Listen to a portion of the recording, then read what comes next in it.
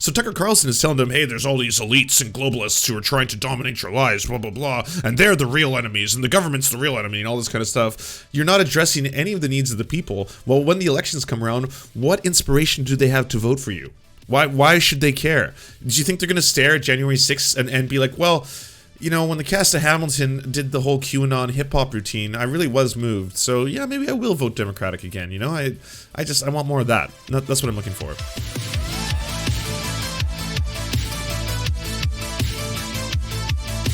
Okay, let's talk about the big day.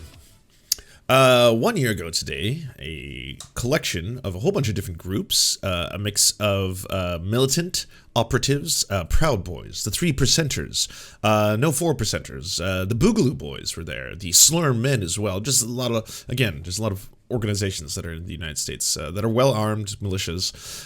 They collaborated, I guess, in a sense, with people who were Trump, or I don't want to say Trump or Roblox, we'll say, just forever Trumpers, who also combined with some other groups, the QAnoners, mostly.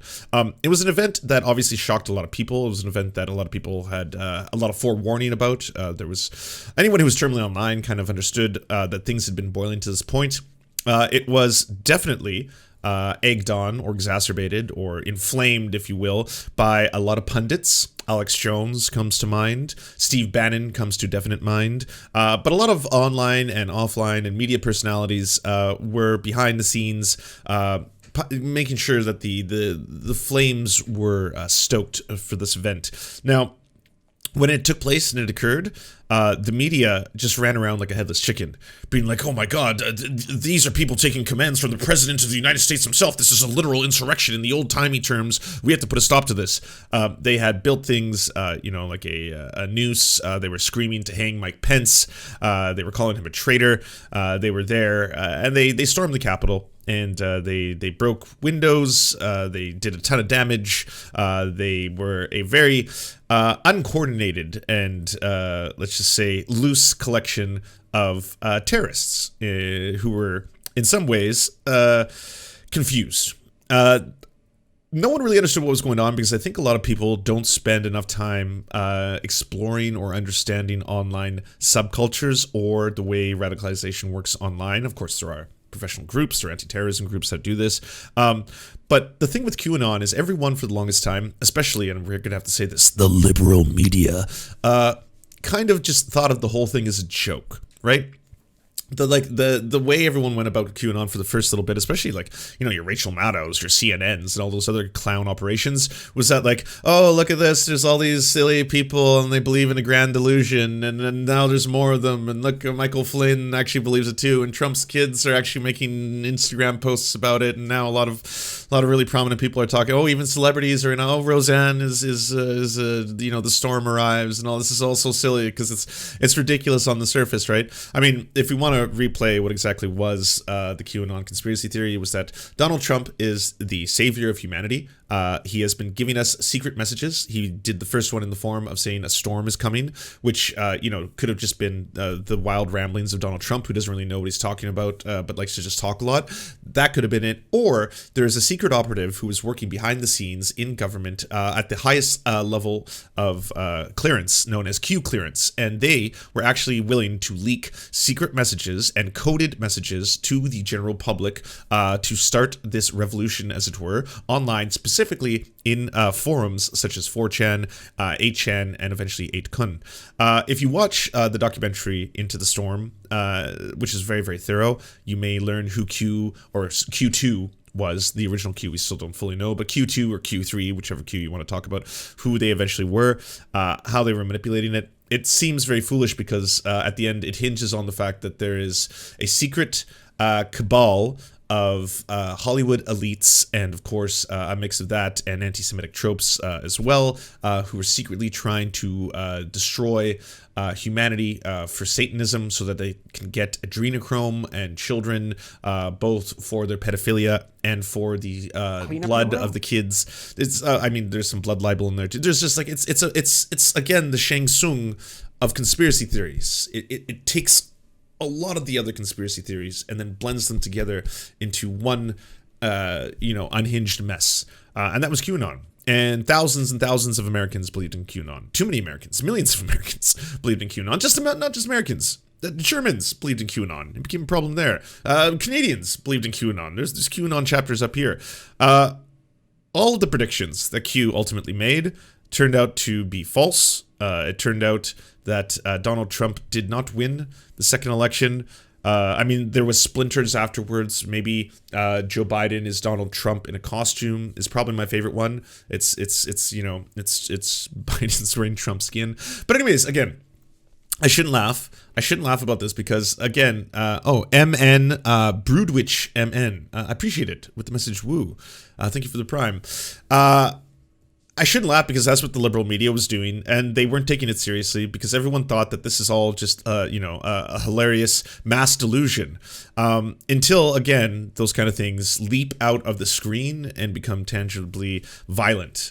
You can see the same thing with people who fear-mongered for a very long time about things like the Great Replacement Theory. At a time when everyone was already in America becoming very, very afraid of radical Muslim jihadists trying to destroy their way of life, if you have people who are consistently pushing a narrative that is along the lines of that there's a whole bunch of, evil Muslims who are coming over to America to replace our demographics, something that to this day Tucker Carlson is still pushing. But if you keep doing that, it doesn't matter if it's, in Canada, in Montreal, where a shooter took it upon himself to murder a bunch of people in a mosque, and he was primarily motivated by online personalities like Ben Shapiro. Ben Shapiro, of course, who had a very viral video at the time, The Myth of the Radical Muslim Minority, which, of course, was very, very fear-mongering. Or you had someone like the Christchurch shooter, who, of course, had a manifesto called The Great Replacement and was a frequent watcher of Rebel News, where, of course, Lauren Southern was producing videos speaking frequently about the Great Replacement. And, of course, her palling around with Martin Sellner and the identitarian movement, which were recipients of donations from the shooter himself. Martin Sellner was a recipient. Rebel News was a recipient. Stefan Molyneux was a recipient, the person that Lauren Southern was touring around with at the time. You can see how people become more and more terminally online, more and more terminally afraid, more and more in a place in their lives where they feel helpless, right? This is becoming exacerbated right now with the pandemic. The pandemic has us in lockdown. We are spending more time indoors than ever before, more time online than ever before. Now, there are times when that's just nice, wholesome, and ooh-woo, when, of course, we're sharing memes with each other, and you get those wonderful moments, and look, it's a cat and a dog, and they're hugging, and that's all great. But then there's a lot of us on social media, where on social media, of course, we've learned from both whistleblowers and a whole bunch of people, ex-employees who used to work for these companies, specifically the Facebook whistleblower, who has told us these companies not only are well aware of the fact that their algorithms are intentionally used to promote more incendiary material, it actually is of a financial benefit because it keeps people more engaged, it keeps people online longer, keeps people thinking about social media longer, especially if they're feuding. If you are feuding with someone on Twitter, do you ever find that when you don't use Twitter, you're still thinking about that fight? You're thinking about what to do next? You're thinking about how to word that next? Do you have that? Because that happens to me. I know when I'm battling with someone on the Twitters or whatever, even when I've got my phone off or I'm not looking at my computer, I'm thinking about what I can do next. To like, how do I crush my opponent in this? I got to bring up this link, that link, right? Not only are you using it a lot more than you would normally, you're thinking about it when you're not even online. Like, that is wild. It's actually like, it's Inception. They figured out Inception, that's basically it. So that's a big problem. And so if you follow people who do follow, right-wing radicalization or online radicalization, now is a very frightening time. You often hear people like Tim Pool who tell you about the upcoming civil war. I got it here, right? And in the next 10 years, as we enter the fourth turning and it escalates, it is going to get worse. Would have been better had Alex Jones not interrupted. Alex Jones, you have to wait your turn. He just keeps saying "eat your ass" because that button is stuck on my Stream Deck. My Stream Deck, one of the two, is just not working out. Anyways, we could here. How about this? Facing the boot of the authoritarian fascist government. There you are. But anyways, if you have people who are consistently telling you about this upcoming civil war, from Tim Pool's perspective, it almost sounds like he's had a career of trying to fearmonger people into creating the conditions that he feels is ripe for the civil war. So that's actually kind of weird.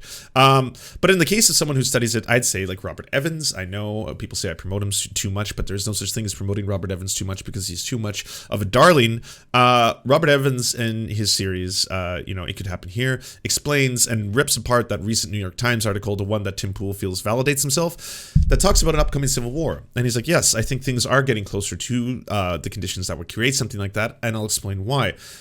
People in that art, the article first off says that the reason that we have so much more disconnect between Americans is because we no longer have things like the bowling alley and the church. And what they mean by that is we no longer have places to congregate. We no longer have places where we can meet on a regular basis with fellow Americans, even if we have a difference of opinion, and talk about things, rationally have a discussion. Instead, it's just people screaming at each other all the time. It's because of the bowling alleys. If we could just get the fucking bowling alleys back, we could save civilization. That is what hinges, okay? We're at the crux. Kami Patino, thanks for giving this sub to Not So Quiet. Appreciate it. That's not true. That's not true. That's not the only thing that is keeping us on the precipice of civilization right now. It is because, again, human beings, Americans, Canadians, Europeans, it doesn't matter where you're from, we are spending more time online than ever before. And the same places where we spend on the majority of our time online, which is typically YouTube, Facebook, TikTok, you name it. It's a social media site, right? It's not these nice, fun, independent sites. We're not spending hours. We're not spending hours on the Marxist, book collective, which, by the way, is a great place to read Marx for free.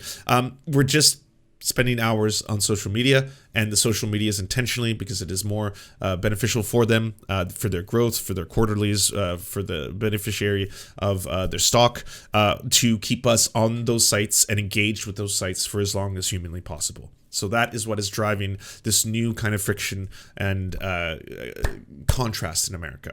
And again, the liberal media is not really following that story because it is counter to their narrative. It is not going to be a positive story for them to say, hey, by the way, these handful of small monopolies that we've allowed to kind of dominate our entire lives, turns out they're not really great for human health or for democracy. Both those things. They're damaging to both. And yet we don't really have any plans to slow them down or stop them. We're just basically kind of accepting this new paradigm. So let's just roll with it. There's that. So the majority of Republicans do not believe the bloody January 6th riot was very violent. A poll. On January 6, 2021, pro-Trump rioters stormed the Capitol building in Washington, D.C. in a display that gripped the nation, leaving 5 dead and more than 100 wounded. Yet, 1 year later, a large portion of Americans, particularly Republicans, do not recall the attack as very violent. Americans watched the violence unfold in real time. It was aired on cable news networks. It was streamed on social media. Gruesome footage of police being beaten with their own weapons, maced, crushed in doorways circulated not only nationally, but globally. However, 1 year later, partisan division in the perception of the events on January 6th remains high. According to a new poll from the Associated Press, or NORC, the Center for Public Affairs Research, only 39% of Republicans recall the attack as extremely or very violent, starkly contrasted with 87% of Democrats. Now, this has a lot to do with the media they consume, obviously. I mean, if you're watching Fox News every single day, you probably learned that many of these people are in fact heroes. And I think the only positive that came out of all this is that people on the right started to learn about things like, I don't know, prison conditions, about how deplorable they can be, perhaps about prison abolition itself, or the idea of prison reform. That is the first time I've heard that really become at the forefront now, where they're like, well, this is a miscarriage of justice, and apparently the condition in these cells is deplorable. Did you know that they're fed low quality food, and occasionally a few of them have been beaten? Yes, and one of them was even beaten by guards, dare I say. This is wild.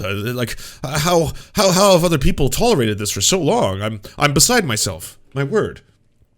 In the same poll, the majority of Americans, 57%, placed blame for January 6th on former President Donald Trump, up from 50% shortly after the attack. Republicans also reflected this increase, while not nearly as much placed the blame on the former president. 22% of Republicans now blame Trump, which has increased since 11% shortly after the attack. The polarization is evident, however, as 60% of Republicans still claim that Trump had little to no responsibility. Now, the thing with polls, I also want to add this, polls are going to be influenced by the wording of the pollster. So if a poll asks you something like, Okay, if you want to get a result in that the majority of Americans love cats, if you just ask the question, do you love cats, yes or no, well, that'll yield you one answer. If you ask the question, do you hate cats, that will yield a completely different kind of answer and response in sum total. If you ask the question, would you say you liked cats if I drowned a dog, right? If you ask that question, then you would get a completely different skewed answer. So just keep that in mind when you're looking at poll results. And hopefully the answer to all of those is that you love both animals, and that the fact that we say which one is better than the other is tearing this entire country apart. I gotta say that. Social media moved me to a bigger house. Okay, I got banned on YouTube for one of my channels for posting this video on the event. So I had to make this video claiming why this video is actually completely fine. But anyways, here is a little recap to January 6th and some people who are to blame, that kind of stuff, edited by the Serfs. All of a sudden, everything just stopped. This is a fraud on the American public. This is an embarrassment to our country. We were getting ready to win this election. Frankly, we did win this election.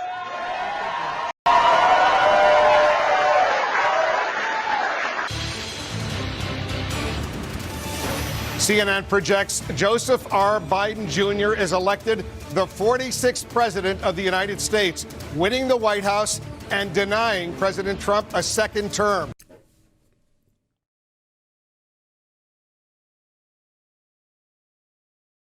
This is something people miss. They think it's just in the United States. This is worldwide. The difference is the United States is the only place where you have a voice left. So that in and of itself is very important as it relates to civil disobedience. Despite there being no evidence to that. Oh, well you just keep saying, I feel like there was a meeting where they just said, let's just say no evidence and cut off right before they provide evidence. Well, if there's ever been election fraud. Then it goes, well.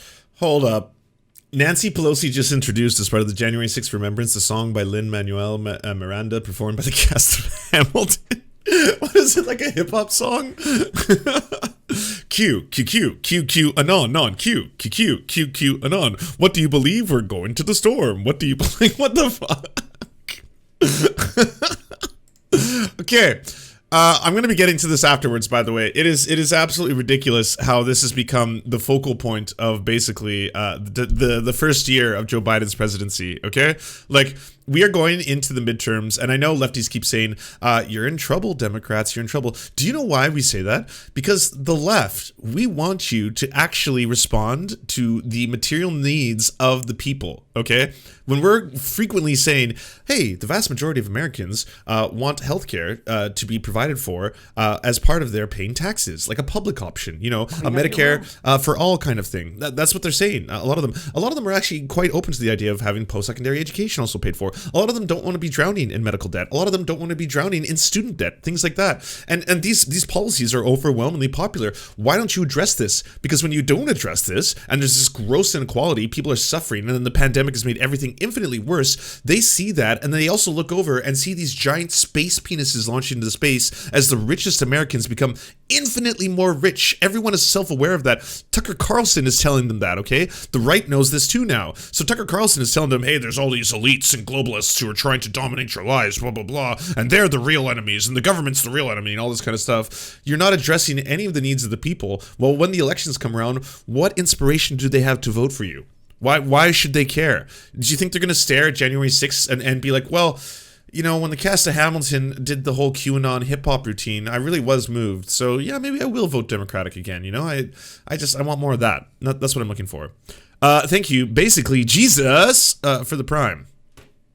Okay, there is some evidence of election fraud, but it's very, very small. And it's, okay, well, there has been some kind of widespread election fraud, but not enough to actually change the election. We've seen that same thing right here. Yeah. This is the safest, most secure election in modern American history.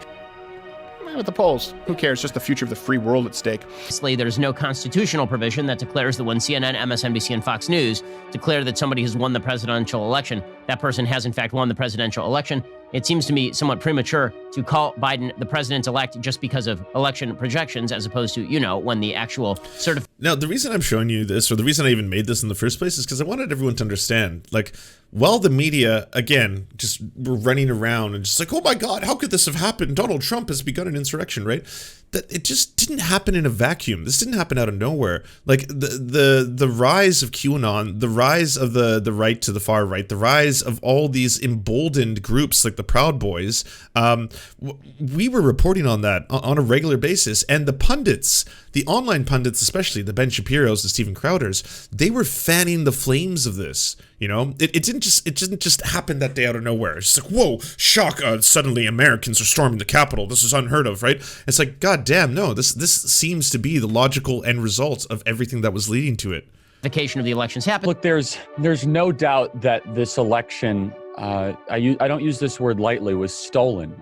President Donald Trump outperformed every part of the country. Didn't the conservatives shit on Ben for saying Trump isn't elected yet? Stop saying that he won. Ben was, I would say, a little more tempered than a handful of the other people in that he didn't right away go with the election has been stolen narrative. His spin on the whole thing was like, well, just because a handful of outlets have said, like CNN, ABC, have said that this is the result, doesn't mean it is until it is.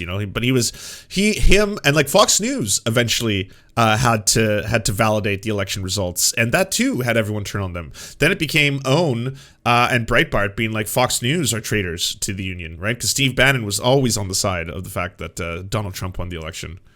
That was not a focal point for Joe Biden to get enough votes. They kept finding absentee ballots in Philadelphia. They kept finding absentee ballots in Atlanta. And that's what's caused that lead to diminish. But in all three states, we should have won. We did win. And then therefore we did win the election. And people have continued to assert where's evidence. Well, now we have some pretty spicy video from State Farm Arena where votes are being counted in the latest presidential election. If millions of people show up, if 500,000 showed up, Trump might make some moves knowing he's got people there on the ground to protect him. Where you can actually drag votes from one candidate, give it to another candidate, or outright throw it away, like throw it in your desktop trash can, okay? Now, if they have proof of this, and she's saying that they do, and she's also saying that thousands and thousands of votes were changed by this, well, then we really got something. If you count the illegal votes, they can try to steal the election from us. If you count the votes that came in late, we're looking at them very strongly, but a lot of votes came in late. This is a case where they're trying to steal an election. They're trying to rig an election. Why did a bunch of different states shut down voting on election night? These aren't crackpot questions. These are totally legitimate questions. The numerous cases of dead people voting, of individuals being blocked from being allowed to actually count the votes because they were GOP poll watchers. We've seen the evidence. Over 400 affidavits of election fraud and irregularities in the past month that have come forth, showing that there have been illegalities in our election process. The company has repeatedly denied allegations of switch votes, foreign or Democratic Party influence, secret tampering, but its responses have done little to dampen skeptics, even though the head of the Department of Homeland Security, Cybersecurity, and Infrastructure Security Agency, Christopher Krebs, was fired. Kind of funny that all Republicans were rejected here, and all Republicans were rejected in Pittsburgh, and it amounts to about,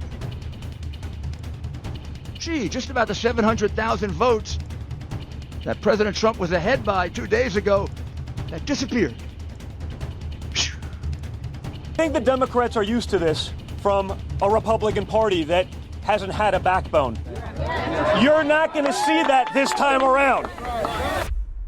Think about a bunch of brave patriots that stood at Lexington Common in Massachusetts, 1775 time frame, and then they fell back because they were mostly killed. They fell back to a place called Concord, where the shot heard round the world, famous shot heard round the world, occurred. the Republican Party has failed us. We know there was a fraud. We saw it on Election Day. There is no question about it. Gentlemen, our country's literally fighting for its life from a multinational global takeover. We're going to be ready to storm the Capitol with us in a couple of minutes. Is there any person here that actually thinks that Joe Biden won this election?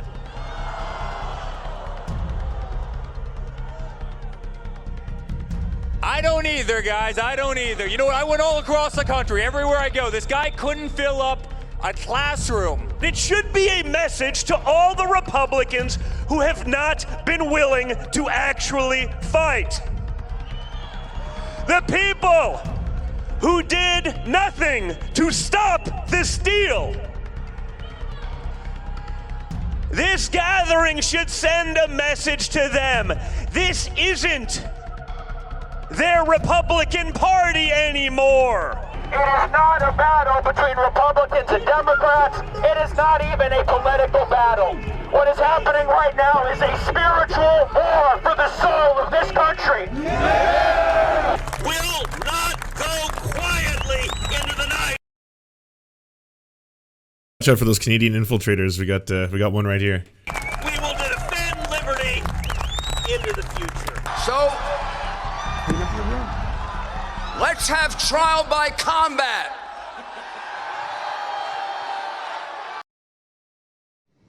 There will be no loyalty except loyalty to the party. But always there will... Call me Patino. Thank you for the gifted sub, Tyenzo628. This is where we get into the whole wealthy, controlled, deep state owners, leaders, and the free serfs Americans. Republicans. Oh, by the way, I wanted to put this quote in because I know the right always like to use it because for some reason their interpretation of 1984 is that it was exclusively about Stalinism, has nothing to do with Nazism or fascism. But you know, it's still, I think, an appropriate quote. There will be no loyalty except loyalty to the party. But always there will be the intoxication of power. Always, at every moment, there will be the thrill of victory, the sensation of trampling on an enemy who is helpless. If you want a picture of the future, imagine a boot stamping on a human face. Forever. We're coming, swamp creatures! We're coming for all you commie traitors in Congress that have stabbed us in the back! USA! USA! USA! USA!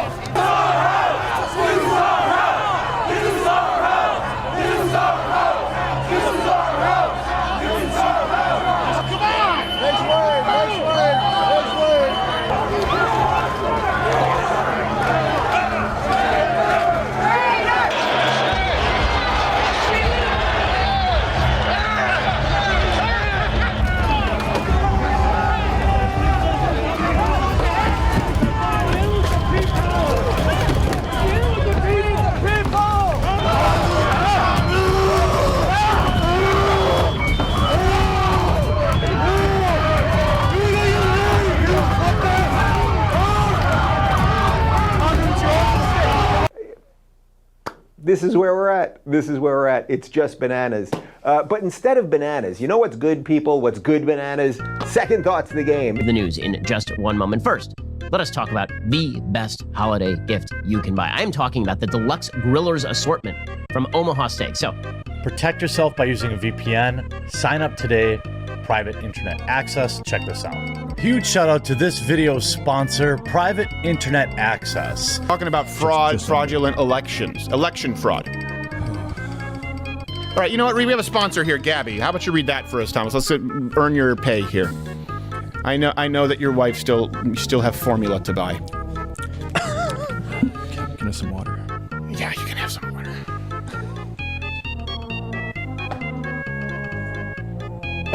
Yeah, okay. Well, you know what? Angela, let's get some more water in here. You can probably keep it. Okay, Gabby, our wonderful sponsor, Gabby, as we continue with Michigan Fraud Facts.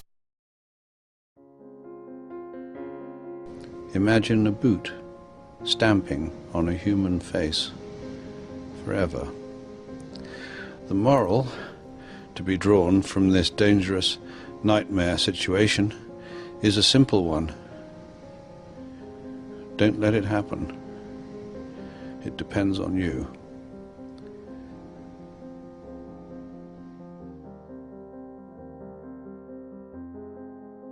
This video got banned on YouTube, by the way. It's back on. I just had to do like, how long is the preface? 3 minutes worth of like, please don't ban this video. I'm not actually promoting the views and ideas, but I want to tell you something crazy about that. This video was banned because of the clips I used. The clips that I used, and they didn't give me a specific one, but they said they were clips that were used to incite violence or deny election results. Clips from much larger creators, such as Ben Shapiro, Steven Crowder, he of the large cranium, the quartering, clips that I used from their channels, apparently were incendiary enough for them to want to ban that video, but at the same time, the original creators, such as Steven Crowder, he of the large cranium, all of them, those are all still up. Which was just like the most ridiculous thing to me. I was like, that is so nuts. Doesn't that say enough in and of itself?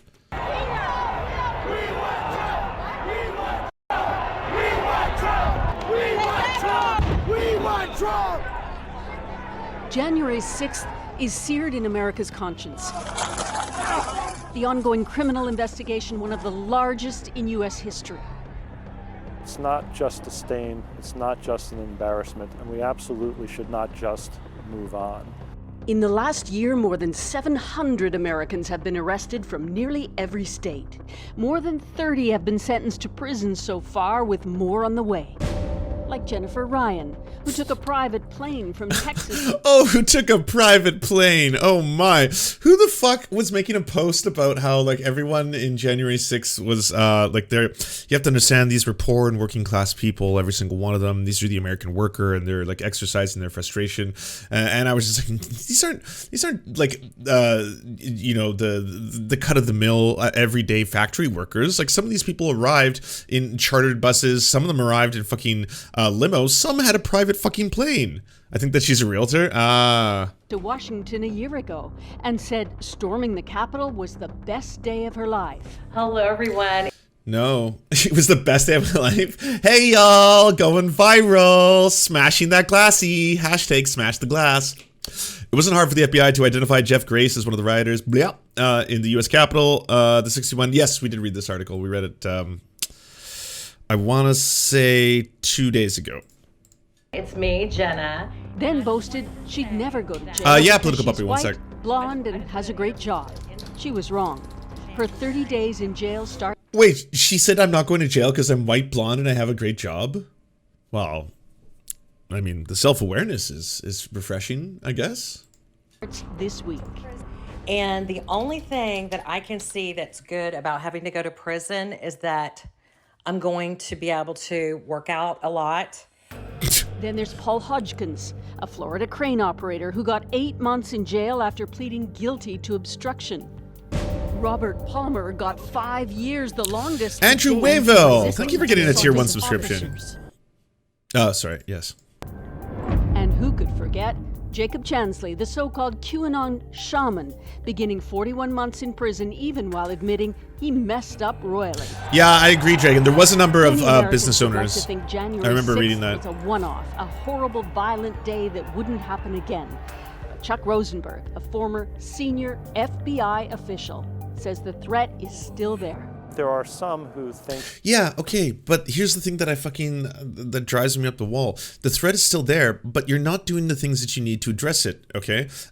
Fascism will grow where there is gross inequality, where you can get someone who comes in as a strongman, who will then tell you about the great old times, that we have to revert to the better times, say the Roman Empire in the case of Mussolini, something to that effect. They will begin to tell you that the media is lying to you, the Lugan press, the fake press. They will then scapegoat an other. They have to other another group, so whether that is, immigrants, caravans coming in, Muslims, whatever it is, you can take your pick, whatever the favorite one is going to be. And all these things stem because they need these conditions to arise within. So people are scared, they're afraid, they're poor, they're broke, they're hungry, and that's where this is going to stem from. So why not address that? Why not start to try to actually help and ameliorate people's lives? If you do that, you make it much less plausible for these things to arise, for fascism to grow, for strongmen to come about, for radical groups to radicalize online, to recruit online, for these right-wing militias to gain power, right? All of that stems from this.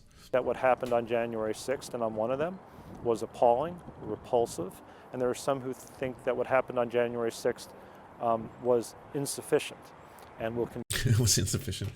The thing is, January 6th, I think people still have a hard time understanding it because they look at it and they're like, it's not really an insurrection. I mean, there wasn't like a concentrated group. They didn't meet. There wasn't like a figurehead. There wasn't like 2 or 3 people who stood there and were like, okay, on this date, we're going to arrive. We're going to bring these. Like, this is much more of an online phenomenon that kind of collaborated with other actors who were trying to push it on. But if you look at the whole thing, it's like you can separate all these different groups. You can take all the pundits, the millionaires funded by billionaires who were all pushing everybody to believe that Trump actually won the election.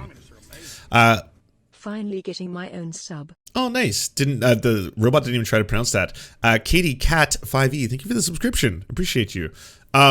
But anyways, you've got the pundits in one corner, right? You've got the president himself, as well as all the president's cronies, Rudy Giuliani, Donald Trump Jr., Eric Trump, who's actually tweeting out fucking Into the Storm shit, Michael Flynn, who's really pushing the QAnon Into the Storm stuff. You've got all the right-wing militias who have been waiting for a long time to try and take back the country, right, for their own purposes.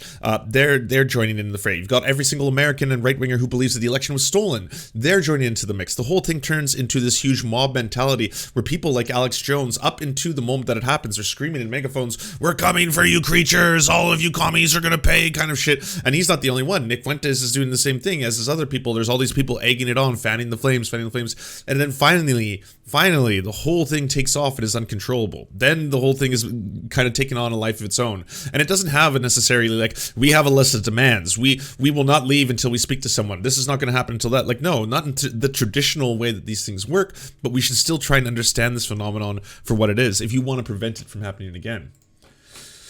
And everyone keeps bringing this up, so apparently I have to listen to the QAnon shaman. This is a free call from Jacob Chansley.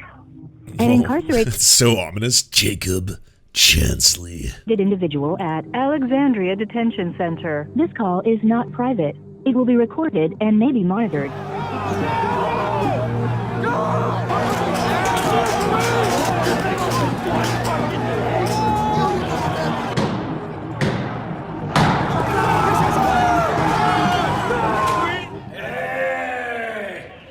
Fucking hey, man.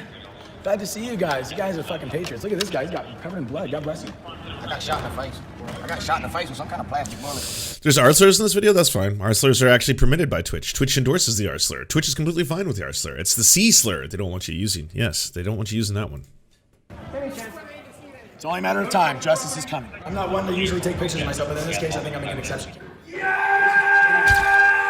Jacob Chansley, the self-proclaimed QAnon shaman, has just been sentenced to 41 months in prison for his role in the January 6th Capitol riots. He was seen entering the Senate chamber with a spear. To accept this free call, press 1.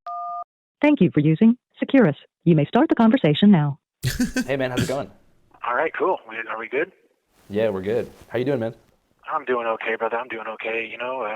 Spent the last 20-something hours in a cell, so, but at least I had something to work on. Right. So for those who don't know, where are you at right now? Oh, I am in Alexandria Detention Center in Alexandria, Virginia. I am sleeping on a 1.5-inch foam mat that is on top of a concrete slab every night, and that's pretty much where I'm sitting all day as well. I get 22 hours in my cell and 2 hours outside of my cell. There's no going outside or working out or anything like that. This place can definitely take its toll on you. It makes me think of the saying in Shawshank Redemption when Red said, in prison a man will do most anything to keep his mind occupied. Yeah, I know how that is. Right. How would you describe the conditions of the jail that you're in right now? Well, the conditions in Alexandria are, in the detention center, not as bad as they were in, say, the D.C. jail. I've never experienced, real racism and prejudice in my life until I went to the D.C. jail. There was a black woman from Nigeria that was their nurse or their doctor that was examining me while I was fasting for 11 days because they weren't feeding me organic. She thought I was a racist and a white supremacist and all this crap because she believed what was on the mainstream Mockingbird media. And Mockingbird I media. was not racist, that I was not white supremacist whatsoever, that I've actually, dated all sorts of women of all sorts of races. I've had all sorts of friends of all sorts of races, and I said, I've even. Okay. First off, Andrew has done a really good job of capturing the art of saying a lot by saying nothing. I'll say that. And that's not something that can be taught, I think. You can't really go to journalism school and teach that skill. But right here, you're seeing it exemplified. And this is just an amazing opportunity to say that is something that I deeply respect about his ability here to convey a lot without having to speak a single word. Also, it's not a defense of someone's racism to state that you fuck people of other races. I'm like, Like, I'm not a racist. I love the black pussy. Like, no, that doesn't absolve you if you've just made a racist statement, or if you've done racist actions, or if you've said racist things. I'm just going to throw that out there. It seems to be like a common trope people revert to. Like, look at the Quartering. He's got, 2 gay black dads, so that doesn't absolve him of being homophobic or being racist at the same time. Several black women. She said, "I can't believe a black woman would ever date you." And I was like, oh my God, you know, like this woman is like being openly racist, you know, because if the roles were reversed and she were standing in the doorway while a white nurse told a black guy, "I can't believe a white woman would ever date you," she would be appalled. You know, she doesn't know what my ethnic background is. She doesn't know I got Native American blood in me. She doesn't know, you know what I'm saying? She has no idea, but she's judging me by the color of my skin. There was also a guard over there that wore a Black Lives Matter mask. So he was taunting the Trump supporters and, you know, like harassing them and, you know, messing with them and stuff. I didn't know you had a Native American in you. Yeah, that's something that I found out somewhat recently, actually, when I talked to my grandmother, my father, who I never met my actual father, except for like once when I was 30. Hey, Topper, thank you. Shut up and take my money. Okay. But then stop shutting up because boomer mute is cringe. Okay. Never shut up. Keep talking forever. Okay. But my grandmother on that side, she told me that we have Cheyenne blood in us. For sure. What does that mean, though? Is this going to be like another Elizabeth Warren thing? You know, like there's a huge problem in Canada right now of people like claiming to be Indigenous and being like, oh yeah. I mean, like even fucking Alex Jones will do that thing where he's like, oh, you know, I'm 1/100th Comanche or something. That's where I get all my like anger and rage from. And it's like, oh, well, all right, Alex Jones. Yes, that's where. Have you been able to make any friends in there? Oh no, dude. No offense to anybody in here, but you know, jail is not the place to make friends. I just figure like you might want to play card games or like, you know, spitball and figure out some way to pass the time. Oh, dude, I can't get no. That's the thing. I can't play card games with anybody because I'm in a cell 22 hours a day, and when I come out of my cell, I'm the only one out of my cell. So you got sentenced to 41 months. How do you feel about that sentence? That's people in the US do that too, yeah. I don't think it's fair. If that's what you mean.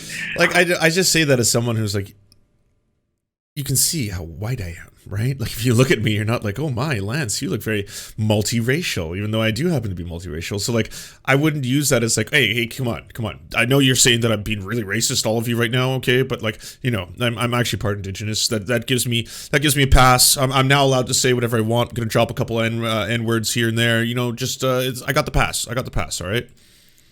Just because I have a literal race card. I think that they thought an example had to be made, and I don't think they anticipated that example being a double-edged sword, where you know Hey, thanks, Snappy Chappy. Appreciate you. They made it clear to the American people that the justice system is not fair or balanced. Yeah, I mean, don't get me wrong. This is a really good opportunity, and I hope it's a learning opportunity. Like in 2022, I do want to find common unity, right? Especially even with people who happen to be conservative, right? I think people who are conservative also might not be aware of a whole bunch of the things that like the left talks about, and we have this thing where we talk about issues, and then if you happen to like even hint that you're not left to yourself, we'll be like, blah blah blah, blah terrible, get away from me, these horrible people. But you're ultimately, if you're trying to spread class consciousness, if we're trying to teach a lot of people about the way the world actually works, absolute truth to the fact that the condition in most prisons, especially private prisons, is deplorable. Prison should not be a for-profit institution. There should be no financial incentive for a corporation to make money off keeping human beings in cages. That should just not be a thing that society does. I'm sorry. I mean, I know eventually if you push things left enough, we shouldn't be really profiting or having an economic incentive for anything, fine. But I'm just saying, realistically in the real world, there's a handful of things that I think that we can all agree upon should not be for-profit institutions. Those include healthcare, medicine, and I'm going to go as far as saying pharmaceuticals. That includes housing, and now if you want to get really radical, that includes food as well. But prisons should definitely not be for-profit companies. I mean, I think that's one of those things where you don't even have to be a leftist. You can just have a conversation with someone and be like, yeah, that just, in and of itself, the idea of making money off keeping human beings in cages, that does sound super fucked up. What do you mean by that? That, you know, there was a guy that threatened to shoot Pelosi in the head, and he brought 2 guns and a bunch of ammo, and he got 28 months. I never threatened to hurt anybody. I never vandalized any property. I never hurt anybody. I didn't assault anybody. I didn't steal anything. Oh, yeah. And like Mr. Slothman is saying, don't forget the profit off near slave labor they provide. Yeah, that takes things to even more horrifying levels. WTF, mate. Right. So why do you think they picked you to make an example out of? Because I think that I became a symbol, not just so much. That was your Halloween costume? Wow, I became a spicy symbol baby for blogger. Freedom, a face for freedom of sorts. And, I stood out the most, to say the least. And I think I energized a lot of people, not just in the United States, but all over the world, to stand up for their freedoms as well. How do you feel about the nickname QAnon Shaman? Well, it's not anything I ever asked for. It's one that was given to me by Alex Jones. Alex Jones. People 1/16th Apache or whatever is probably not something they want to shout, as in my ancestor raped some people. Yeah. Gave you that nickname? He's the one that called me the QAnon Shaman for the very first time when I did an interview with him. I think it was on the 8th of January. Damn. So it just caught on from there? Yeah. Maybe you're not QAnon Shaman, but you are a shaman, right? And you also... I do practice shamanism, yes, sir. Can you tell me more about what shamanism means to you? The shaman is like a ancient monk or priest, psychologist, pharmacologist, historian, storyteller, artist, astronomer. I know a lot of people were saying that, even using the word shaman in this regard was racist. Let's just do a little quick learning. Shamanism is a religious practice that involves a practitioner, or shaman, interacting with what they believe to be the spirit world through altered states of consciousness, such as trance. The goal is usually to direct spirits or spiritual energies into the physical world for the purpose of healing, divination, or in some other way to aid human beings. Beliefs and practices characterized as shamanic have attracted the interest of scholars from a variety of disciplines, including anthropologists, archaeologists, historians, religious studies, philosophers and psychologists. Hundreds of books on academic papers on the subject have been produced, with a peer-reviewed academic journal being devoted to the study of shamanism.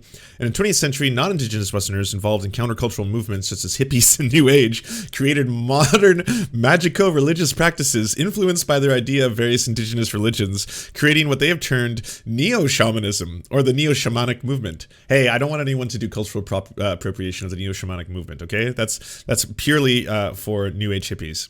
It has affected the development of many neo-pagan practices, as well as face backlash and accusations of cultural appropriation, exploitation, and misrepresentation when outside observers have tried to practice the ceremonies of or represent the cultures to which they do not belong. Tattoo artist, psychic, all of these things wrapped into one person. And so for me, I was always interested and intrigued by Native American culture. And like I told you, my grandmother said that I have Cheyenne in my blood. And she actually said that one of our ancestors was one of the few survivors on the Trail of Tears. So I always knew that the medicine man... That's such a vague statement, though. Like, Elizabeth Warren had, what, 1/1000th Indigenous heritage in her, and still was willing to stand up for that, and being like, well, I'm as a person of color, I would now like to speak for Indigenous rights and Indigenous people. No, she didn't say that, but I'm just saying, like, just stating and then suddenly saying that, like, it's completely appropriate for me to suddenly use terms like spirit animal and become a shaman, an Indigenous shaman, and all this kind of stuff, because my grandmother said we have a long distant relative who may be Indigenous. The shaman knew something special, and I always wanted to know what that was for myself. And so something very deep in me called me to the shamanic path. And so I searched for the truth of my existence and of enlightenment on the shamanic path, and I always knew I was destined to find it one day. Right. When did you first get introduced to shamanic practice? So I officially started and deliberately started my shamanic path on November 2nd, 2012, when I got my first tattoos, and those were on my feet. And now I have over 100 hours worth of tattoos, and all of them were earned or like through personal growth or some sort of like a symbol for an accomplishment, or all have some sort of a deep meaning, or were used for to symbolize the overcoming of pain or an obstacle in my life. Like, for example, the bricks on my arm, the sleeves, I got those after my dad committed suicide. It took like 36 hours to complete, and the whole time I was using the physical pain to deal with the mental and emotional pain I was in.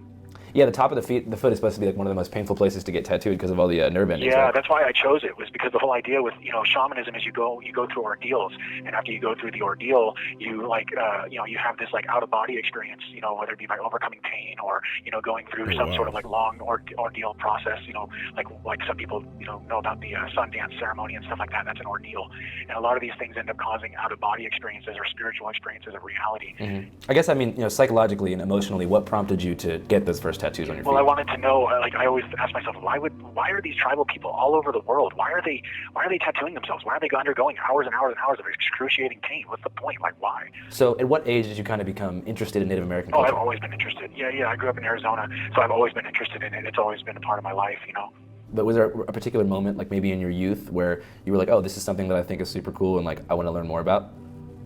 Kind of. I just, whenever I saw... Wait, hold on. The myth behind the tattoos. There's no way he's got this tattooed. This is... Isn't this the rising sun, the one that's used by Nazis? Many people with similar tattoos. They also have a hint of the galleys. This is okay. Wait, Kevin Pilbrook Smith, I pointed out, seems to be a version of the Sunrad or the sun wheel. This is a symbol listed by the Anti-Defamation League as one of the number of ancient European symbols appropriated by the Nazis. Yeah, in their attempt to invent or an idealized Aryan or Norse heritage. Often it contains a swastika or other hate symbols, but it is worn with nothing inside. It is very easy for other white supremacists to fill in the blank. God damn. There is, of course, a long history of co-opting Norse imagery from the far right, insignias from the SS. Okay, yeah, but these aren't the same ones that he has. You can't just, like, I don't like when articles do this. I don't like when they're like, hey, here's some other racist things, and by the way, these are scary too. He doesn't have these on his body, but it's pretty frightening. But that one is a huge ass, yikes. With the big feather headdresses, you know, when I heard about peyote and hallucinogens. Have you ever experimented with peyote or anything like that before? Oh yeah, for sure. All shamans use these tools as a way of transcending the physical body and gaining a larger view of reality.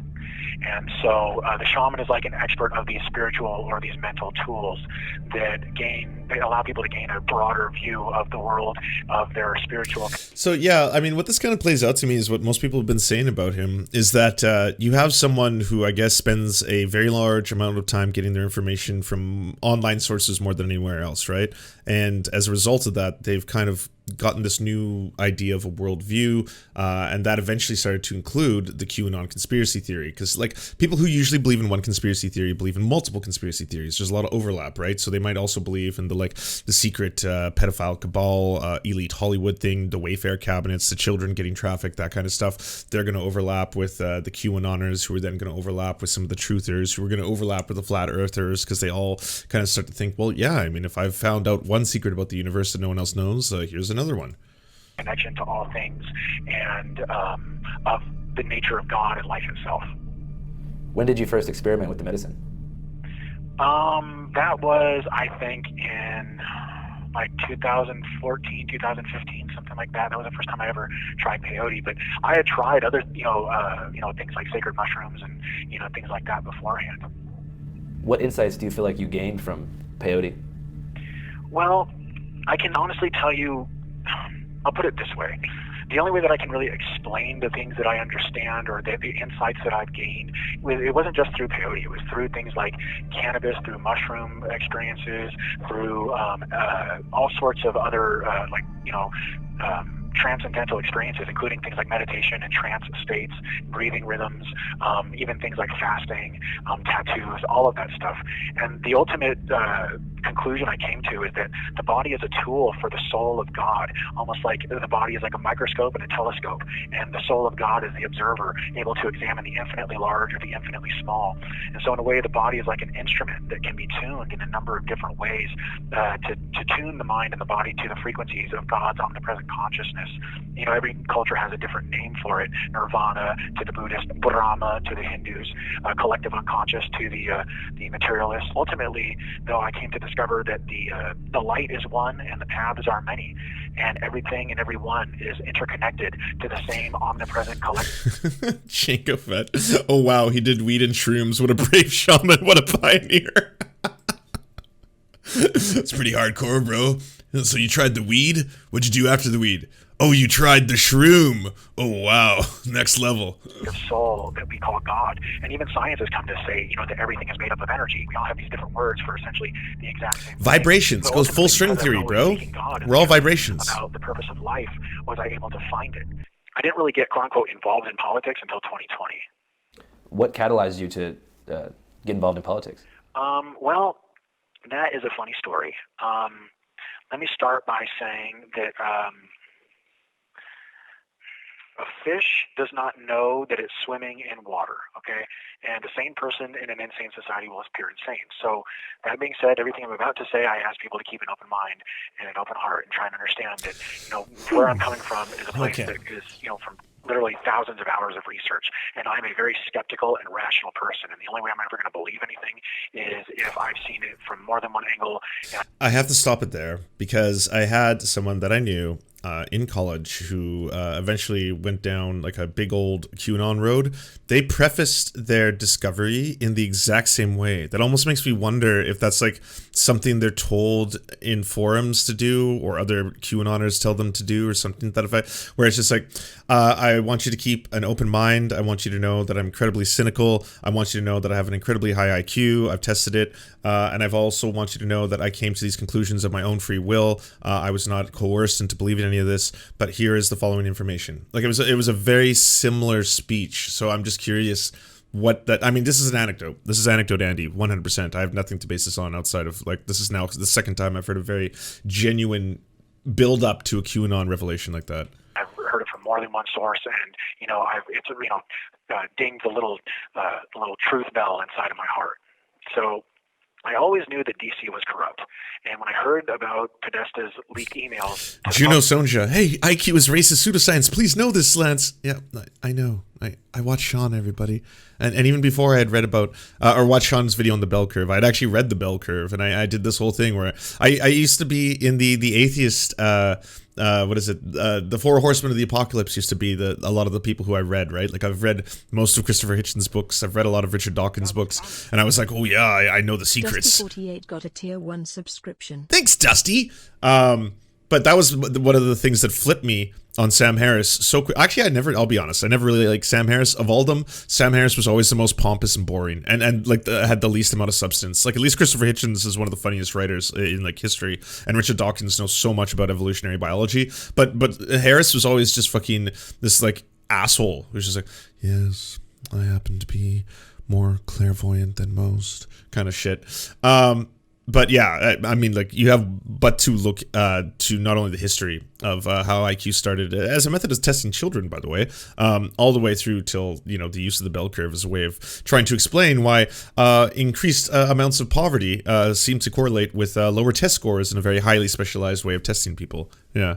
Like, I started to read them with a mild curiosity. Yeah, he was always an Islamophobe. And I started to notice a very strange pattern in the emails and many of the other emails that were leaked, and how it involved most of the like some of the most powerful DC moguls, like Clinton and the Obamas and Bidens, and how it involves celebrities. This is how it happens. Call me Patino. Thanks for gifting a sub to log off already. And it was not even a week or two later. Oh, log off already. What's going on? You lurking? And all the research pointed to Q being the beginning of full disclosure, and I came to conclude that Q was involved at the highest levels of the military and the intelligence. Everybody go check out twitch.tv/log_off_/already if you want to get some late night fun. I was going to say lefty shit, but it's a much more entertaining show than that. If you're just done with politics for the day and you want to have some laughs and have some really entertaining sex workers, talk about their adventures and stuff like that, go check out Log Off Already. It's pretty good shit. The Q was involved with nice. Like the deep underground Amy's on. That's awesome. Fuck yeah. Budget technologies and stuff like that, above top secret information, and ultimately Q involved the warring factions of the deep state, what some people have called the alliance versus the cabal, and then what we were experiencing was kind of like a mind war, and this mind war over the minds of the populations would end up affecting the timelines that we created as a species, almost like hijacking our co-creative abilities, and that would determine the fate of humanity. So what do you think the deep state wants for the fate of humanity? Like, if they had their way and every sinister plot they are trying to arrange came true, what would our day-to-day life look like? What they want is centralized power through corruption.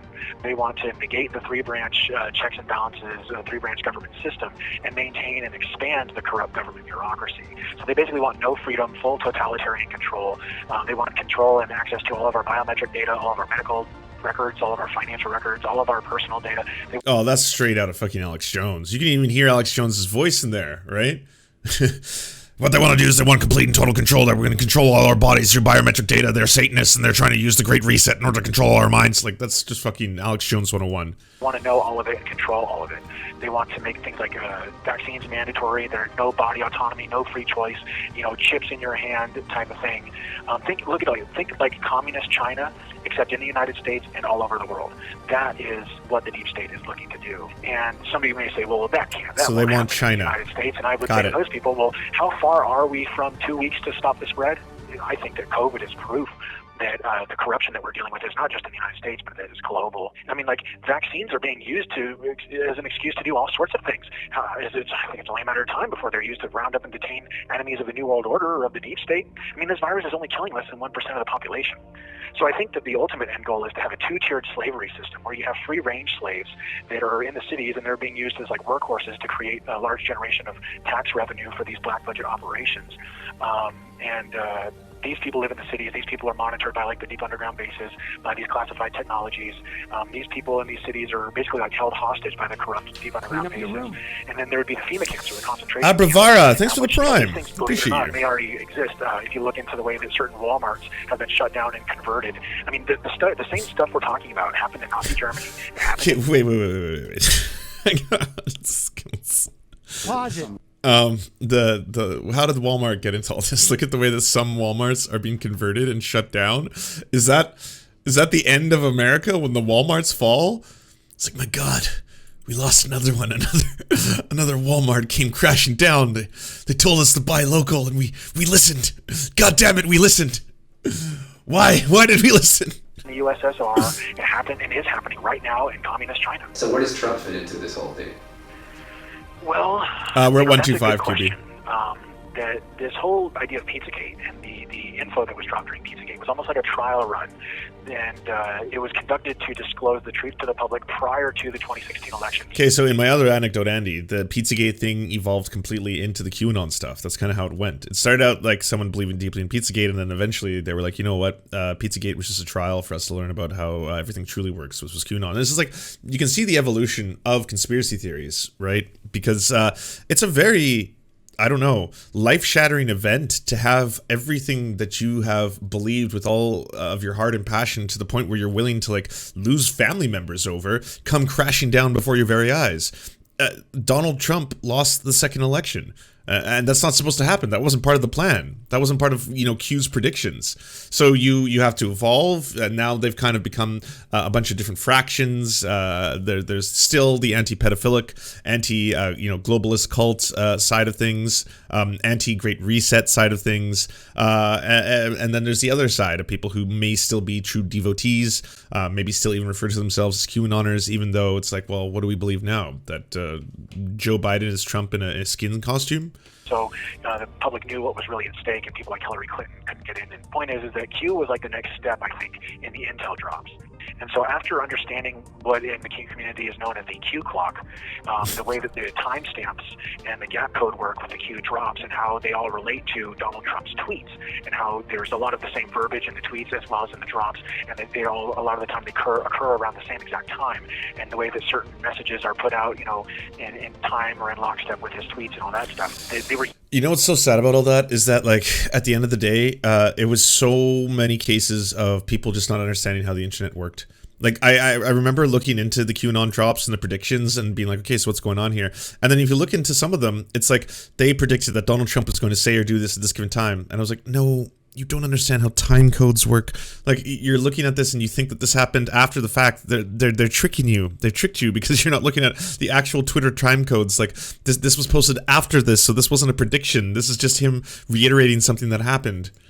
Using numbers to communicate a much larger and broader message that if you put the puzzle pieces together... Yeah, I know, Olive, it's wild. It seemed to me that Trump was a part of something a lot bigger. It's kind of like, was this just the logical ending for everything? Now we have, like, Dallas QAnon cultists are drinking toxic chemicals from communal bowls, including bleach and stuff. Like, it's always a matter of time. That Trump being at the helm in the presidency, he was a part of this faction within the military-industrial complex, within the quote-unquote deep state, the good guys that were trying to free humanity, and they were trying to get rid of this cabal that is essentially full of Marxists, fascists, and New World Order types that are trying to enslave the population. Marxists and fascists. Baby Blogger says, I cannot stress this enough. I'm not accusing J.K. Rowling of being anti-Semitic. Oh, the new Stewart quote. I'm going to be honest. I was a little disappointed with Jon Stewart. Jon Stewart went real hard on his show. Went real hard on that show and said things that, like, there were so many people on Twitter who came out immediately and were like, that's finally someone prominent has stated what a lot of people have thought in the background for a very long time. And then I think this kind of felt like a dial back. I kind of feel like it blew up, it became a trending thing, and he even acknowledged that. He was like, yeah, I turn on the internet to find out that it's trending on Twitter and all this, and I just want to say emphatically, J.K. Rowling is not an anti-Semite. I think he should have addressed the fact that why is everyone going after Emma Watson for being an anti-Semite, for basically tweeting out that Palestinians deserve rights as well? That is like what is drawing all the ire of so many people now, and like the Anti-Defamation League and all this kind of stuff. He needed help, but this conspiracy was easier to get than healthcare. Ugh, that's sad but true. That's actually sad but true. They actually changed the thumbnail on the video after the fact too. I didn't know that. He was tough on China. He was tough on Russia. Yeah, on Jon Stewart's show on YouTube. He was trying to create peace in the Middle East. He released the JFK file. He created the Space Force. There was also during the Trump administration, there was a declassification of a zero-point energy engine and inertial propulsion or anti-gravity craft that the Navy put out there. Okay, I'll put it this way. Q is the only major movement in history, as far as I can tell, that is working to disclose the full truth about, say, government special access programs, top secret information and technologies, the truth about things. Kaver434 says, so at what point is this type of interview platforming QAnon ideas? I love what Channel 5 does, but something I think a lot about is what is the difference between this and interviewing him on the mainstream news? Well, I would say, first off, I've only seen about half of it, so I don't know where it goes. But in terms of him just platforming QAnon ideas, the shtick here with most of what Andrew does is he talks to people who are pretty full-blown conspiracy theorists, right? He'll go to flat Earth conventions and talk to flat Earthers. He'll go to QAnon conventions and talk to QAnoners. And his strategy typically is, the old giving someone enough roadblocks to Roblox themselves in the interview, kind of metaphorically, right? Like the people in his interviews usually come across as being either silly or something. I mean, you do have those moments of like you empathize with people and he shows their humanity. I think okay, there it is. Hey, I'm analyzing this in real time. Sorry, you're just getting the thought process. But maybe what Andrew does really well is he shows you their humanity behind what we think is just being conspiracy theory nuts, right? Like we're just like, oh, these people are all just like nut jobs and blah, blah, and like he tries to show that this is something that or just the regular person might be susceptible to, or might be, for something that sounds so outlandish to us, right? The person behind the conspiracy theories might just be a human. But it is usually a show about, yes, like horticulture, but spelt with a W. Said the show is about people who are obviously wrong. Yeah, I mean that's kind of Channel 5's thing as well. Like aliens or interdimensional beings and their role here on the planet. They're the only ones that this movement was the only portion of any sort of campaign that I've seen in history that is. Yeah, Joe Rogan might be a good comparison, because if you get a person on Joe Rogan, right, and you've got like Ben Shapiro, and then Ben Shapiro's like, it is just an observable fact that there's only such a thing as a biological woman and a biological man, and that is just a pure fact, and I refuse to use opposite genders. And then across from him is Joe Rogan, who's just like, Yeah, no, I understand. That makes perfect sense. I'm gonna listen. Teach me more, Professor. Like that there is endorsing someone's beliefs, even if they are like categorically wrong, About like the breakaway civilization that has been created in these deep underground military bases. It's the only movement that is disclosing the truth about things like looking glass technology, the anti-gravity technology or inertial propulsion technology, how it relates to things like time travel and creating timelines, the way that we have like healing technologies or infinite energy devices, and how all this stuff relates to black budgets and to the you see what's happening here, right? that are being used to create this breakaway civilization. We procured over 1,500 Nazi scientists, doctors, and intelligence agents and brought them over here. We wiped their war records and their war crimes clean. We brought them into our government and put them some of the highest levels of power in our government bureaucracy during Operation Paperclip. Right. So I was saying, like a lot of those things like are objectively true, right? Operation Paperclip was real. Operation Mockingbird was real. Yep. MK Ultra was also real. Yep. But do you think that the more intense stuff in the Q universe, I will. We're doing that after elite Insomnia Democrats Noir. drinking children's blood, is also real? Here's the thing about that. For thousands of years, that has been something that has been practiced by elite groups in high levels of occultic power. Okay, in ancient Rome, in ancient Egypt, okay, in ancient Babylon, in ancient Sumer. Okay, there were high levels of elites. Okay, and these individuals, what they would do is they would consume large amounts of psychoactive plants, and then they would do so at places like sacred sites, like the pyramids, or in temples, or near obelisks, or out in the desert, or at sacred sites, etc., etc. And when they consumed these large amounts of psychoactive plants, they would have these out-of-body experiences where they communicated with interdimensional beings that were of like a higher dimensional realm in the frequencies of light that are not perceived by the five senses. Okay, and they would download large amounts of data in these higher dimensional data fields that in many cases would go go beyond syntax or go beyond the use of words. And these individuals basically expanded their consciousness. Oh, thanks, Tigwig. Oh, ooh, thank you. Oh, that shook me out of that moment. Ooh, thanks, Tigwig, for the tier 1. Field to like cosmic levels of proportion, and we're able to digest these massive amounts of knowledge that most people don't even perceive because they're so busy being stuck in their bodies. Now, with all of that said, there's another faction within the ancient Egyptian hierarchy, and that would be like the people that worship Set. And Set is like the ancient Egyptian form of Satan. Okay, so Satan worship and Saturn worship are one and the same thing. Saturn starts with an S. Egypt, they both got S. S is the first letter of both. Which they did do on occasion. Of Satan and Saturn. More than anything is they use things like, say, Hebrew children or children of slaves to do these satanic ceremonies of blood sacrifice. And the whole idea is that they terrified their victims to the point to where their victims had an out-of-body experience. And in this out-of-body experience, their body filled with adrenaline, okay? And as their body filled with a bunch of adrenaline, they would end up killing the victim, sacrificing them to Saturn, okay? And in the process, their adrenalized blood would be drained and poured into like a chalice or something like that. And when they drank the blood, they were drinking something known as adrenochrome, because once the adrenalized blood was hit with oxygen, it changed from adrenaline to adrenochrome. Okay, and if people don't believe that adrenochrome is real, all you got to do is watch Fear and Loathing in Las Vegas. Okay, type in Fear and Loathing in Las Vegas. No one's on the other side of that argument. No, you're not. You don't have a gotcha there. You can't say all that stuff and then a lot of people don't believe that adrenochrome. No one's ever said that. No one doesn't think adrenochrome is the thing. Adrenochrome scene, and you will see that this is a very real thing that you are able to harvest. Go to Fear and Loathing in Las Vegas, the movie. Drink it or ingest it, and it will be like an intense psychedelic high. The documentary Fear and Loathing in Las Vegas. Understanding that they had just for themselves and creating sort of like an elite. I'm sorry, but like, didn't Hunter S. Thompson just straight up invent that? Like, adrenaline glands are real. Okay, now you got me curious. I thought Hunter S. Thompson just invented that.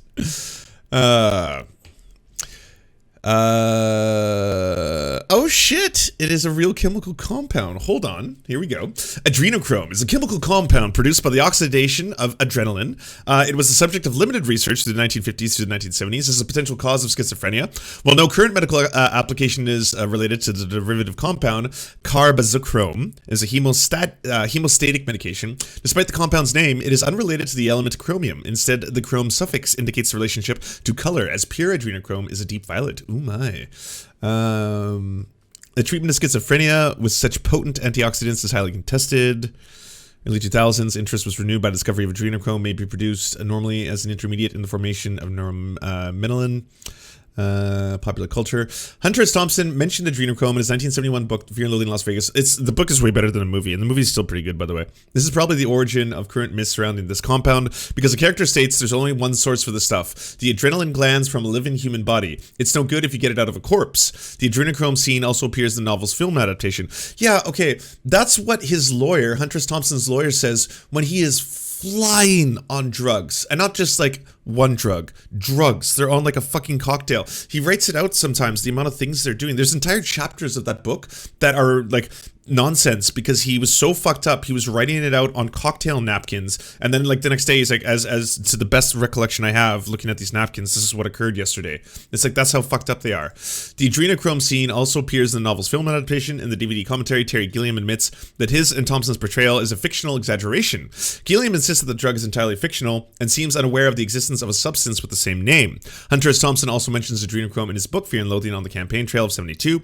In the footnotes, it says, it was sometime after midnight in a radio hotel room, and my memory of the conversation is hazy due to massive ingestions of booze, fatback, and 40 cc's of adrenochrome.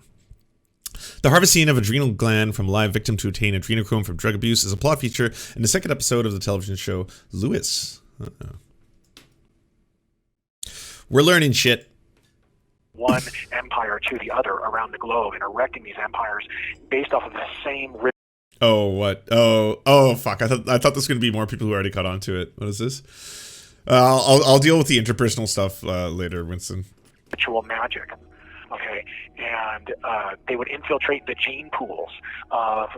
Olive says adrenochrome is what you get from an EpiPen if it oxidizes, which is easier than harvesting it from children. Pfft, says you. Sound like someone's trying to cover up the entire conspiracy. Certain ecosystems or certain nations, and then they would use these individuals as they infiltrated the gene pool. They would use their children as like higher level people in power, whether it be making them king or making them a prince or a duke or a sultan or whatever. So this is something that has been going on for quite some time. I mean, if you look into, how similar one of the, I forgot his first name, but there's a certain Rockefeller that looks just like John Podesta, and John Podesta looks just like the singer from what's his name, from Linkin Park. I can't believe I'm drawing a blank on his name. Chester Bennington. Chester Bennington, thank you. Yeah, they all look like strikingly similar. Okay, Merkel in Germany looks just like Hitler. Barbara Bush looks just like Aleister Crowley. What we're talking about is like a 6,000-year-old death cult that has been sacrificing children, like what was going on in Babylon and in the Canaanites, where they were sacrificing children to Baal. Do we have any Germans in the chats? Any Germans? Is that a common trope in Germany? Is that something that people often say? Like, I'm not really for her politics, but the fact that she looks, like Hitler and is obviously part of this deep, cabal of individuals who throughout human history have lived off children's adrenochrome and blood in order to preserve their youth, end up looking the same. There's that. And Moloch and all that stuff. Okay, there's international bankers that own whole economies. There's international bankers that own whole countries and whole economies, okay? And these individuals are able to control and corrupt whole institutions of government, of corporations, banking. Right. So I just want to say, I feel that when people talk about ritual murder and the satanic sacrifice of children, I think that raises a lot of red flags for people in terms of like anti-Semitism, because people used what they call blood libel all throughout the 20th century to provide justifications for genocide. Yep. And it was kind of spread as propaganda because, saying that someone eats babies is like the worst thing you can say about someone, pretty much. It's like, if, you lose all your friends, like, if people think you eat babies, like it's over for your career and social life. So, well, and I think it's important to note here, though, that first of all, you're absolutely right. And there have been many people that have been maligned and been demonized as dark occultists, and it turns out that they're not. There have been a lot of people that have taken the rap when, they weren't doing any of these things. Like you said, it was just, negative propaganda campaigns. But I also think it's important to note here that there's people that say, oh, it's the Hebrews that are doing it, or it's the Satanists that are doing it, or whatever. What you got to keep in mind is that, first of all, real Hebrews would never do anything like that. When you say they worship Saturn, are you talking about the planet? Yes. Satan worship and Saturn worship are one and the same. Is it just because they sound similar, or is there a connection? No. We're talking people that understand the intricacies of astrology, interconnectivity, or what is called quantum. It's a common right-wing conspiracy bullshit here in Germany. They believe Merkel is Hitler's daughter. Wait, what? That's a common right-wing conspiracy in Germany, that Merkel is Hitler's daughter? Wow. Entanglement in the quantum field. Satan is from Saturn. A, great band name. B, sure, I'm for it. Electromagnetic fields are... No, don't worship your Sega Saturn. The load times were atrocious. I had one. Nested. And when you contribute certain energies to a certain electromagnetic field, there are certain effects that happen within the ecosystem or within the electromagnetic nested ball of yarn, shall we say. Right. So I want to talk a little bit more about QAnon. So the mythology of QAnon was all about how this event was going to happen, and it was going to be called the Storm, which is basically when they stop the steal, they put Trump rightfully back in the White House, and then patriots take control of the country and disempower the deep state. But on December 8th, 2020, QAnon made its last post, which was just a YouTube link to the song We're Not Gonna Take It, we're not gonna take it, and then pretty much like went dark. And Serious so spread, thank you. I think it leaves a lot of people wondering, like, did the storm happen? Like, what's up with the storm? Is it still coming? Like, what's next? Oh, it's coming. Well, first of all, I think that we're in the midst of the storm with all of this COVID stuff. I think that we're in the midst of it right now. If you think about the damage that's being done to our economy, to our culture, to our national identity, to the truther movement, as it were. But I think that it's important that people realize that people now know about child and human trafficking, and they also know about the hundreds of deep underground military bases in the United States and all over the world. They also know about things like spiritual parasites and the way that psychic vampires play a role. They know about adrenochrome. They know about Bohemian Grove. They know about Jeffrey Epstein and his island and all the pedophile networks and the pedophile code. They know. You said psychic vampires? Yeah, that's what I said. That's what these Satanists are. They're like psychic vampires. Okay. They're like demonic possessed. I think like is doing the heavy lifting there. That's what black there. magic is you allow your body to be like a vessel for a demonic spirit, okay? Cyvants. So people know about the deep state. They know about how blackmail is used in the deep state to cover up. I love how fact in the matter he says that too. He's just like, yes, I said psychic vampires.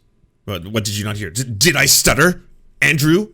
From Q, because they saw the goalpost just being moved what felt like over and over again. And I was wondering if you felt like it's possible that QAnon may have been a psyop to delegitimize the truth about things like Operation Mockingbird and Operation Paperclip. I think that there is going to be, in any sort of a truth movement, there's going to be infiltrators and disinformation agents. People have to understand that what we're dealing with is a new type of warfare. Okay, it's a new type of warfare. It's information and economic warfare. And I think that a lot of people are looking. They're missing the forest. They're missing the forest for the trees. Is that the saying? And the final battlefield for this global war that we're in is the mind. And I do not believe that Q is a tabloid straw man, because the movement was not in the tabloids until it began to supersede and threaten the Mockingbird media. And the truth is always rejected, resisted, despised, and demonized before it's accepted. So with that said, I think that we have to look at the wins. There's been lots of resignations, like Cuomo, the Cuomo brothers. All sorts of CNN producers are being proven to be pedos. The child trafficking is being exposed. The vax mandates are dead in the water. Omicron is probably going to create a massive global herd immunity without too much adverse side effects. Let's Go Brandon is taking over the entire nation. I mean, that's, and of all places, on college campuses where they were hoping to indoctrinate all these people to be Marxists. Parents are standing up to school boards, and CRT is dead in the water. Kyle Rittenhouse's acquittal was a huge win for the Second Amendment. I mean, for Christ's sake, Black Lives Matter and Trump supporters were marching against the vaccine mandates, for crying out loud. We are now going to have free speech alternatives to social media. Cancel culture is being canceled. People are realizing that woke is broke, man. You know, the world's waking up. Everybody's standing in solidarity together, bro. So it's going to take some time. Bro, do you not understand, bro? Like, we won, bro. CRT is no longer taught in schools. You did win. That is a victory that you all get. You get a shiny sticker, every single one of you. CRT is not taught in elementary school or in any preschool or high school even. Yeah, you won that one. You know, it's kind of, that was an easy victory considering it never was in the first place, but sure, there you go. That's just all there is to it. It's going to take some time. So I think that what people need to do, as opposed to being demoralized, is they need to pick a hill and have an indomitable will. They need to stop putting all their hopes in one person or in one group, because then their hope is so easily lost. You know, they need to be the change that they want to see in the world. Oh, speaking of CRT, total sidebar, by the way, but I don't know if you saw this. I think in August, there was a recording of James Lindsay. The cops were watching to learn how to use tactical N-words. Desert Fox, thank you for the 200 bits. James Lindsay, apparently an episode of Dr. Phil aired with him yesterday, and he just got ratioed by one of the funniest clips already. I don't have a TV, so y'all gonna have to let me know how this broadcast of Dr. Phil on CRT featuring yours truly goes. It starts in a few minutes, at least in Eastern time. Critical race theory is an integrated part of, is from a different set of tradition called critical theory, which is neo-Marxism, which is interested in studying the relationships of power rather than epistemic adequacy. You can look the paper up. It's called Tracking Privilege Preserving Epistemic Pushback in Critical Race and Feminist Philosophy Classrooms. That's not being taught in K-12 schools. Sorry.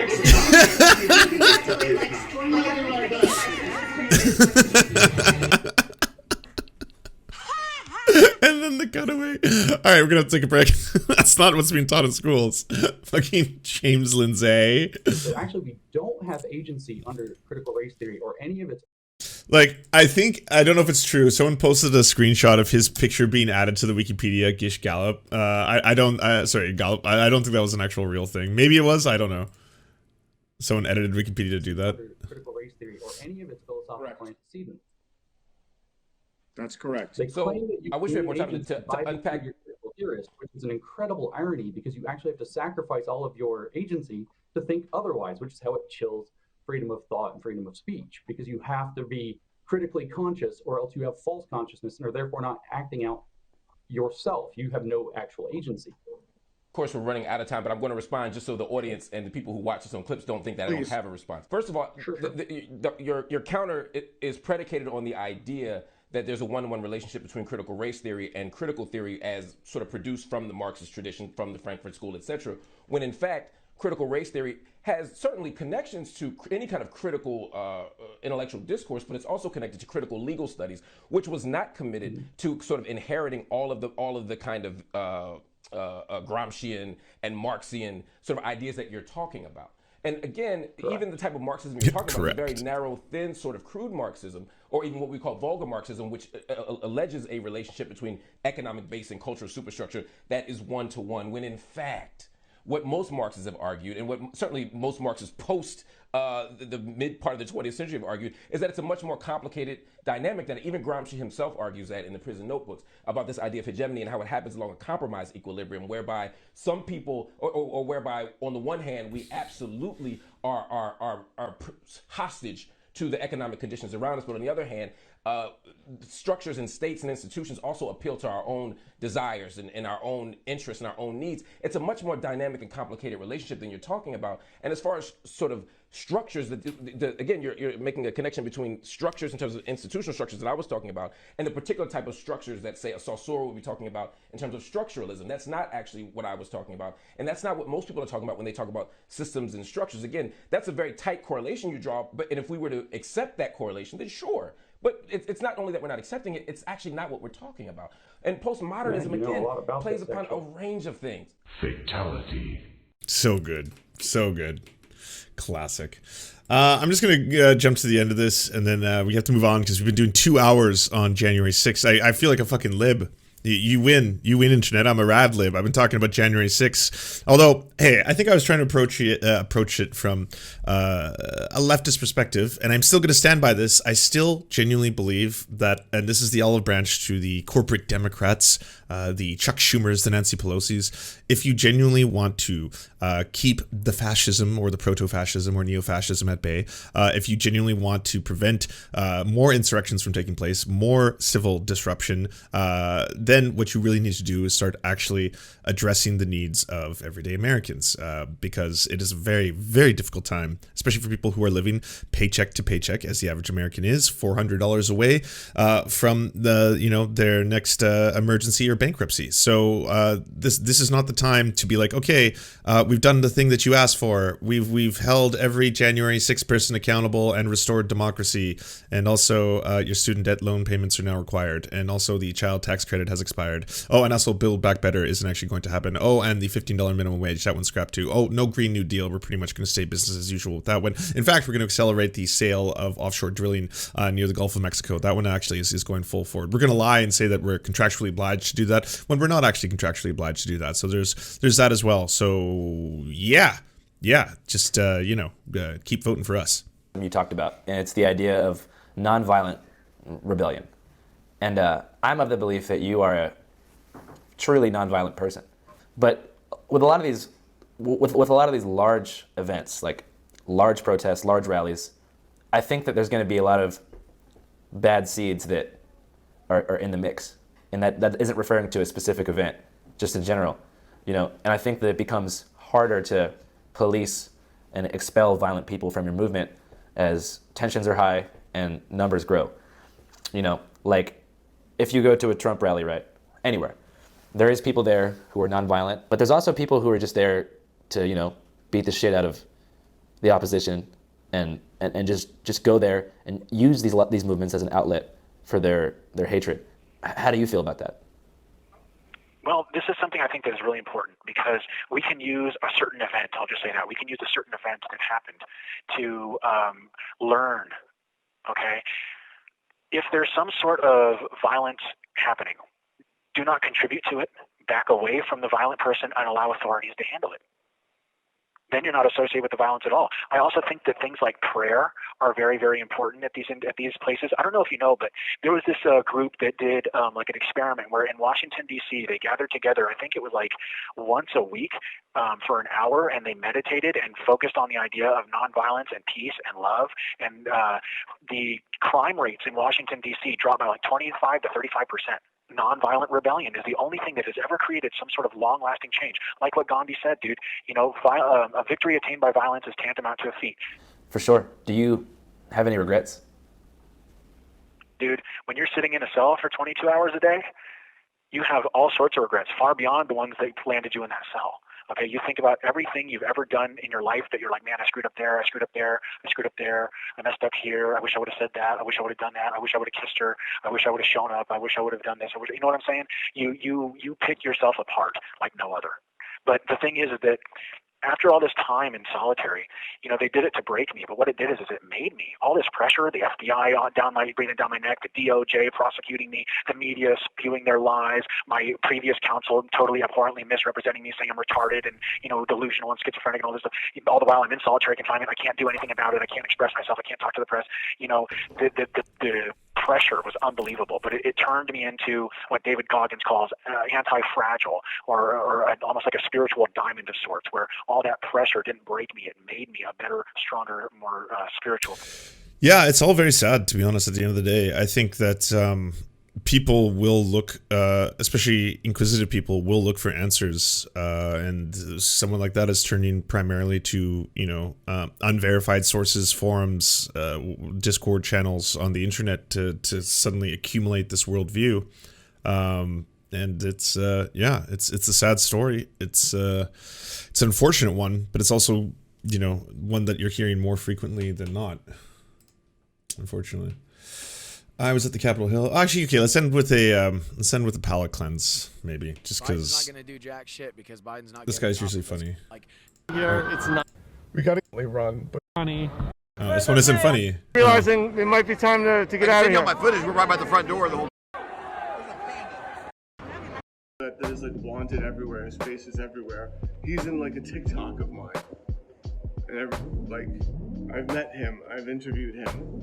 I'm not okay.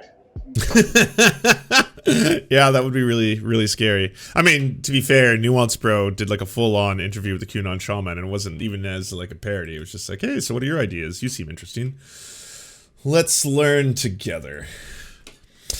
Quick fact check on the Washington, D.C. meditation crime study. The crime rate did drop by 18%. However, the rate that dropped by 18% was not the number of crimes committed. It was, in fact, during the experiment, Washington's weekly murder count hit the highest level ever recorded. Oh, wow. Oh, wow. Do you enjoy the Serfs, but prefer not to have to use your eyeballs? Many are saying this. Well, we've got the solution for you. It's the Serf Times in podcast form. Available on most major podcasting networks now. If you enjoy it, please consider leaving a good review and feedback because it really helps the show out, apparently, and it's free, just like the podcast. To our gods, Xander Corvus and Peyton L. Just, we beseech thee to smite down our enemies. To our monarch, Tom Spiker, we are but your humble court jesters, here to amuse you. To our lords, Trevor R., we give thanks for this spit of land for us to eke out this meager existence. To our knights, Merid, Cheryl Alvarez, Ruby Kelly, Ellie Leslie, Alex P., Brandon, Words Greenwood, Nate, that one guy, Hagbird Celine, Matthew Scarborough, Stellar Vision, Ariane McCarthy, Daniel Sutton, Coulter Smith, Val 9000, Jenna Tall, Quiet 185, Anna Loves Riley, Omni, Riley and Anna, Poodlehawk, The Tim Caucus, Multi Mondi, Trevor Yanis, Lemmy 101, Anthropophojak, Cern 42, Catherine, Radical Maniac, Ramon Acosta, Nkosin, Violent Orchard, Sophie Baby, Political Puppy, Andreas Chiringuito, Zach Christensen, Josh Mickelson, Todd Buckingham, and Todd Lajeunesse. We raise our flag in a veil, and we salute you, our friends.